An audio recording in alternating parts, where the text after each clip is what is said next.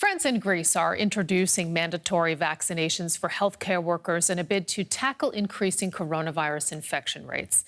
On Monday, Greek Prime Minister Kyriakos Mitsotakis ordered all staff in hospitals and retirement homes to book an appointment before mid-August, saying the country is not going to close down because of the attitude of some people. And in France, President Emmanuel Macron has announced a September deadline for medical workers to be inoculated. He says the option of a compulsory vaccination for every citizen is also on the table. We must move towards the vaccination of everyone in France, because it's the only way to return to normal life. Initially, for nursing and non-nursing staff in retirement homes, clinics, hospitals, establishments for people with disabilities, for volunteers who work in contact with elderly or fragile people, including at home, vaccination will be made compulsory without delay. Obligatoire, sans attendre.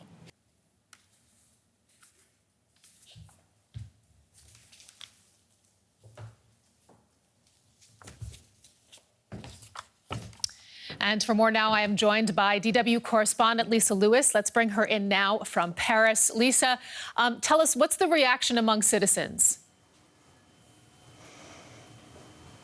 Well, people were largely in favor of such a compulsory vaccination for health workers. As you said, that concerns doctors, nurses, and also non-nursing staff at hospitals, at retirement homes. And I've talked to some of those working there who told me, I'm hesitating to get vaccinated. I'm not outright against it, but I want to see the possible side effects on other people first. Now these people will have to get vaccinated until mid-September. If they don't, they will lose their jobs and also won't receive any money anymore. So the effect of that will be that many people will probably get vaccinated, but some also will leave their jobs and go and work in another sector, as they've told me.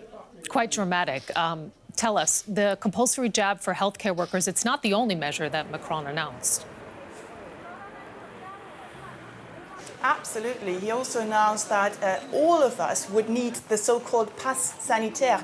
That is a certificate that shows that either you received the 2 jabs, at least 2 weeks ago, or you recently recovered from COVID, or you have a negative PCR test. And you will need that pass from next week on to get access to all cultural venues where there are at least 50 people, and from early August on to get access to cafes, restaurants, including their terraces, to shopping centres, to trains, to planes, to long-distance buses. Basically, all those that are not vaccinated will basically be excluded from social life. It really will be a personal lockdown for non-vaccinated people, especially as the PCR tests that are at the moment for free here in France will then, you will have to pay for them from October on. The government is really cracking down on those that are refusing to get the jab, because the government says, this is not the choice between, vaccination and normal life. It's the choice between vaccination and normal life and another lockdown, especially as the very contagious,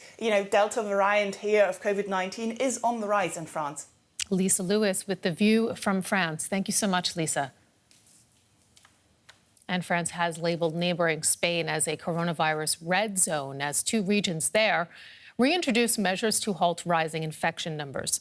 Residents in Catalonia will be limited to gatherings of no more than 10 people, and public activities must end at midnight. In Valencia, a nighttime curfew is being implemented between the hours of 1 a.m. and 6 a.m.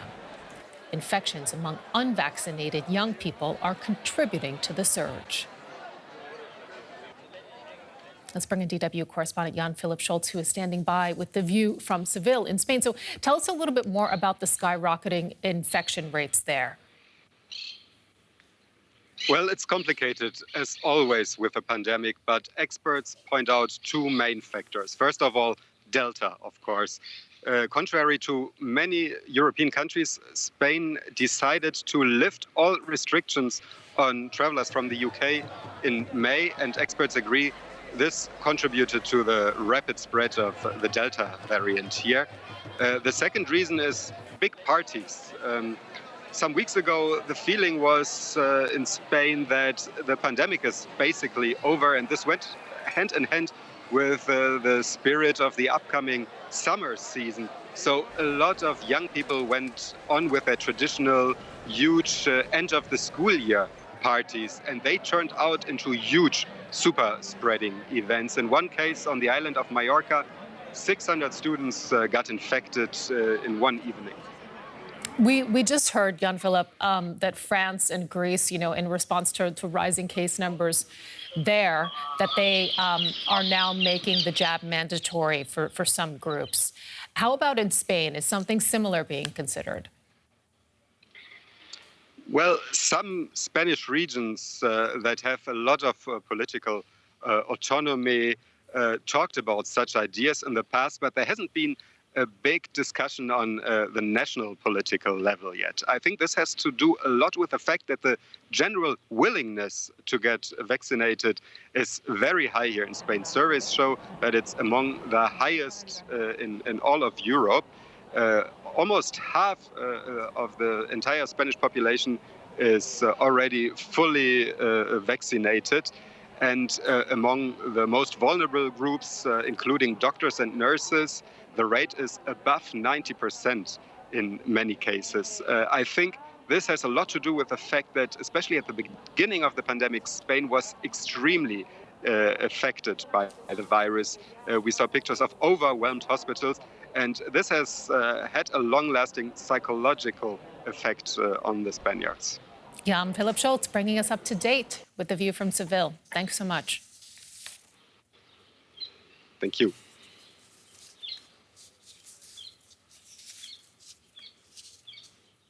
Well, the horrors witnessed by health workers during the peak of Spain's coronavirus crisis have left deep mental scars. Many are now in therapy, while others have left their jobs completely. We spoke with some of those living with the traumatic aftermath. The atmosphere at the corona ward of Zendal Hospital in Madrid seems almost relaxed right now. Many beds are empty at the moment. For internist Clara Hernández Blanco, the days have again become a bit more bearable. She and her colleagues lived through the worst of the pandemic. It has left them deeply traumatized. I fell into a big hole. I cried in the corner. I couldn't take hearing anything more about COVID victims because in the end they were also my victims in a way. Then last February and March, 400 people would die every day. That was devastating. Many were already desensitized at that point. But of each of these 400, I can give you at least 2 or 3 names and the names of the children. For me, these are not numbers. It also weighed on her that for months she could not see her daughters to avoid possible infections. Hernández Blanco is now in therapy. It helped me to understand that no one outside our field can really understand what we have lived through in here. It wasn't told, and we also don't want to talk about it. Many colleagues in the hospitals in Madrid share that opinion. The experience was too traumatic. First studies show that at least 40% of medical professionals need a psychological assessment. And some experts even think that there's already another pandemic that will soon spread worldwide, the one that affects mental health. In Sergio Arango's hospital, 500 out of 8,500 professionals require extra help. For instance, in the psychiatric ward, which has set up special support groups. We already put preventive groups in motion before it all escalated. These are groups where people can talk about their experience. So you have doctors, nurses, helpers, and one of our psychologists who share what they're worried about. Between the frustration of not knowing how to use their expertise like under normal conditions and not knowing what you deal with, a huge scar has developed, and it's putting a strain on medics. For Laura Sanz, this strain forced her to leave her job. The intensive care medic contracted COVID-19 and then went back to work in the ICU despite suffering from long COVID. We're not superheroes. When you work in the intensive care unit, you're used to 24, 48 or 72-hour shifts almost without a break. Without help, you're strong, you can do that. And all of a sudden, you can't anymore. Then it's time to look for help. I went to work crying. Then, at work, I saw how the nurses would cry in the kitchen or where the patients were. The situation was desperate. I found them like this, I cried with them, and then I cried on my way back home in the car. At some point I said to myself, it cannot go on like this. It's a decision she doesn't regret. Many of the affected medics are now processing what they have witnessed.